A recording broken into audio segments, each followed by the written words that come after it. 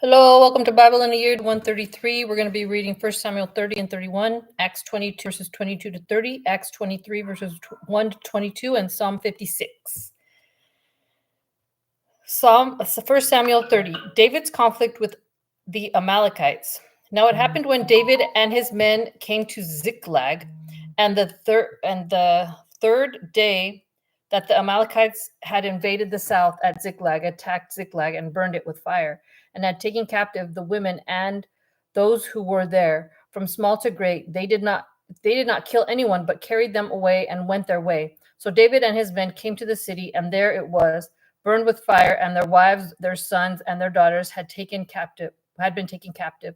Then David and the people who were with him lifted up their voices and wept until they had no more power to weep. And David's two wives, Ahinoam and the Jezreelitess, and Abigail, the widow of Nabal, the Carmelite, had been taken captive. Now David was greatly distressed, for the people spoke of stoning him, because the soul of all the people was grieved, every man for his sons and his daughters. But David strengthened himself in the Lord his God. Then David said to Abiathar, the priest, Ahimelech's son, "Please bring the ephod here to me." And Abiathar brought the ephod to David. So David inquired of the Lord, saying, "Shall I pursue this troop? Shall I overtake them?" And he answered them, "Pursue, for you shall surely overtake them, and without fail recover all." So David went, he and the 600 men who were with him, and came to the brook Besor, where those stayed who were left behind. But David pursued, he and 400 men, for 200 stayed behind, who were so weary, and they could not cross the brook Besor. Then they found an Egyptian in the field and brought him to David, and they gave him bread, and he ate. And they let him drink water, and they gave him a piece of a cake of figs and 2 clusters of raisins. So when he had eaten, his strength came back to him, for he had eaten no bread nor drunk water for 3 days and 3 nights. Then David said to him, "To whom do you belong, and where are you from?" And he said, "I am a young man of Egypt, servant of an Amalekite, and my master left me behind because 3 days ago I fell sick. We made an invasion of the southern area of the Cherethites in the territory which belongs to Judah, and of the southern area of Caleb, and we burned Ziklag with fire." And David said to him, "Can you take me down to this troop?" So he said, "Swear to me by God that you will neither kill me nor deliver me into the hands of my master, and I will take you down to this troop." And when he had brought him down, there they were spread out over all the land, eating and drinking and dancing, because of all the great spoil which they had taken from the land of the Philistines and from the land of Judah. Then David attacked them from twilight until the evening of the next day. Not a man of them escaped, except 400 young men who rode on camels and fled. So David recovered all that the Amalekites had carried away, and David rescued his 2 wives, and nothing of theirs was lacking, either small or great, sons or daughters, spoil, or anything which they had taken from them. David recovered all. Then David took all the flocks and herds they had driven before those other livestock, and said, "This is David's spoil." Now David came to the 200 men who had been so weary that they could not follow David, whom they also had made to stay at the brook Besor. So they went out to meet David and to meet the people who were with him. And when David came near to the people, he greeted them. Then all the wicked and worthless men of those who went with David answered and said, "Because they did not go with us, we will not give them any of the spoil that we have recovered, except for every man's wife and children, that they may lead them away and depart." But David said, "My brethren, you shall not do so with what the Lord has given us, who has preserved us and delivered into our hand the troop that came against us. For who will heed you in this matter? But as his part is who goes down to the battle, so shall his part be who stays by the supplies. They shall share alike." So it was from that day forward, he made it a statute and an ordinance for Israel to this day. Now when David came to Ziklag, he sent some of the spoil to the elders of Judah, to his friends, saying, "Here is a present for you from the spoil of the enemies of the Lord.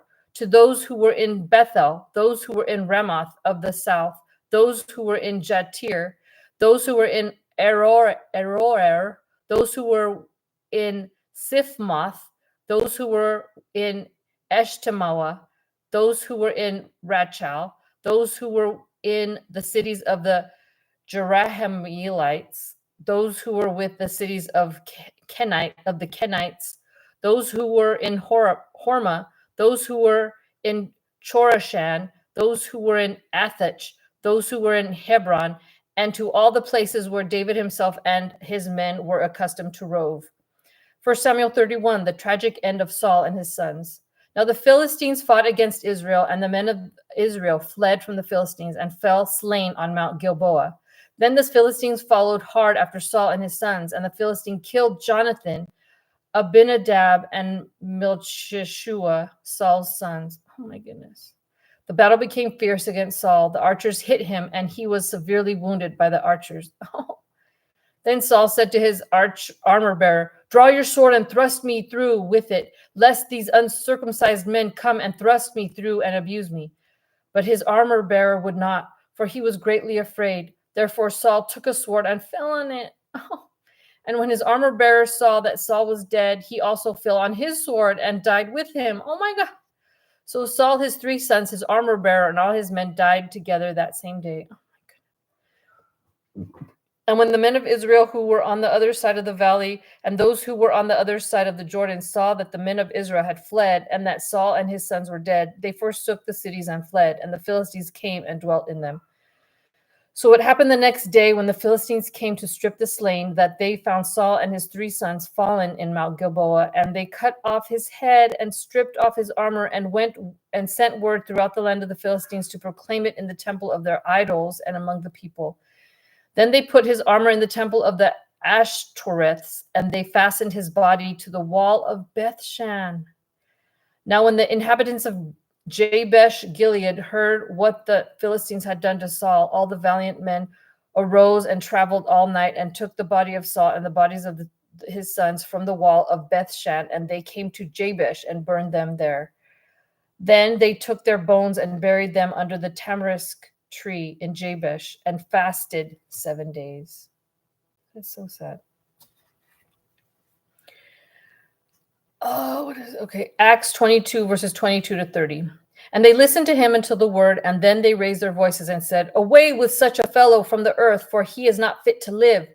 Then as he cried out and tore off their clothes and threw dust into the air, the commander ordered him to be brought into the barracks and said that he should be examined under scourging so that he might know why they shouted so against him. And as they bound him with thongs, Paul said to the centurion who stood by, "Is it lawful for you to scourge a man who is a Roman and uncondemned?" When the centurion heard that, he went and told the commander, saying, "Take care what you do, for this man is a Roman." Then the commander came and said to him, "Tell me, are you a Roman?" He said, "Yes." The commander answered, With a large sum I obtained this citizenship." And Paul said, "But I was born a citizen." Then immediately those who were about to examine him withdrew from him, and the commander was also afraid after he found out that he was a Roman, and because he had bound him. The Sanhedrin divided. The next day, because he wanted to know for certain why he was accused by the Jews, he released him from his bonds and commanded the chief priests and all their council to appear, and brought Paul down and set him before them. Acts 23, verses 1 to 22. Then Paul, looking earnestly at the council, said, "Men and brethren, I have lived in all good conscience before the Lord until this day." And the high priest Ananias commanded those who stood by him to strike him on the mouth. Then Paul said to him, "God will strike you, you whitewashed wall, for you sit to judge me according to the law, and do you command me to be struck contrary to the law?" And those who stood by said, "Do you revile God's high priest?" Then Paul said, "I did not know, brethren, that he was the high priest, for it is written, 'You shall not speak evil of a ruler of your people.'" But when Paul perceived that one part were Sadducees and the other Pharisees, he cried out in the council, "Men and brethren, I am a Pharisee, the son of a Pharisee. Concerning the hope and resurrection of the dead, I am being judged." And when he had said this, a dissension arose between the Pharisees and the Sadducees, and the assembly was divided. For Sadducees say that there is no resurrection and no angel or spirit, but the Pharisees confess both. Then there arose a loud outcry, and the scribes of the Pharisees party arose and protested, saying, "We find no evil in this man, but if a spirit or an angel has spoken to him, let us not fight against God." Now, when there arose a great dissension, the commander, fearing lest Paul might be pulled to pieces by them, commanded the soldiers to go down and take him by force from among them and bring him into the barracks. The plot against Paul. But the following night the Lord stood by him and said, "Be of good cheer, Paul, for as you have testified for me in Jerusalem, so you must also bear witness at Rome." And when it was day, some of the Jews banded together and bound themselves under an oath, saying that they would neither eat nor drink till they had killed Paul. Now there were more than 40 who had formed this conspiracy. They came to the chief priests and elders and said, "We have bound ourselves under a great oath that we will eat nothing until we have killed Paul. Now you, therefore, together with the council, suggest to that commander that he be brought down to you tomorrow, as though you were going to make further inquiries concerning him. But we are ready to kill him before he comes near." So when Paul's sister's son heard of their ambush, he went and entered the barracks and told Paul. Then Paul called one of the centurions to him and said, "Take this young man to the commander, for he has something to tell him." So he took him and brought him to the commander and said, "Paul the prisoner called me to him and asked me to bring this man to you. He has something to say to you." Then the commander took him by the hand, went aside, and asked privately, "What is it that you have to tell me?" And he said, "The Jews have agreed to ask that you bring Paul down to the council tomorrow, as though they were going to inquire more fully about him. But do not yield to them, for more than 40 of them lie in wait for him, men who have bound themselves by an oath that they will neither eat nor drink till they have killed him. And now they are ready, waiting for the promise from you." So the commander let the young man depart and commanded him, "Tell no one that you have revealed these things to me." Psalm 56. Prayer for relief from tormentors. To the chief musician set to the silent dove in distant lands, a michtam of David when the Philistines captured him in Gath. Be merciful to me, O God, for man would swallow me up. Fighting all day, he oppresses me. My enemies would hound me all day, for there are many who fight against me, O Most High. Whenever I am afraid, I will trust in you. In God I will praise his word. In God I have put my trust. I will not fear. What can flesh do to me? All day they twist my words, and their thoughts are against me for evil. They gather together, they hide, they mark my steps, when they lie in wait for my life. Shall they escape by iniquity? In anger cast down the peoples, O God? You number my wanderings, put my tears into your bottle. Are they not in your book? When I cry out to you, then my enemies will turn back. This I know, because God is for me. In God I will praise his word. In the Lord I will praise his word. In God I have put my trust. I will not be afraid. What can man do to me? Vows made to you are binding upon me, O God. I will render praises to you, for you have delivered my soul from death. Have you not kept my feet from falling, that I may walk before God in the light of the living?